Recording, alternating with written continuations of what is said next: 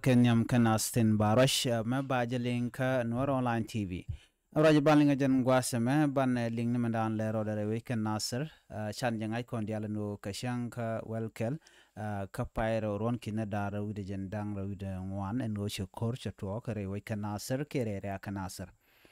Comment to Kor Shaneling and no Kade, Schnellamono, take a boy Nikin Tisha Why.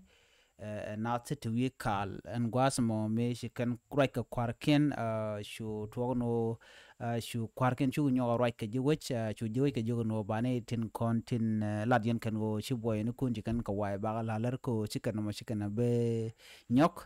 and guasamo wa shu de ni shu jen ka wer ngot kanedin contin la net we call kinasan contin sha kan wo chicken mo chicken lat and guasamo shu den chu jen ga work shu na chu kan konak we call chikaram kele kenak ne rawti chicken mo yo bot ajana moto kor korun wang chu kor ma shu chu ditin guas mi shirala mo chatoktin ka shu adeni shop kongwan shu ga nagare kor mo en wala kashanka raw kashanga waraw ka pyro en roja pilot ka korta ande shop ka die shantama ki ta nwan shala do shikor sharoda nyok kam de ni sa Sudan Canadian bore wish kanasar shala do shi de ni jeshan bor kana mak shala den koromo budetin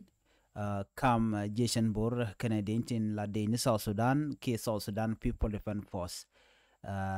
chala do shiga na chicken ka mak ko shiga rudien dol kan de ni ke shiga ban gwaskel ka shi jeshan borba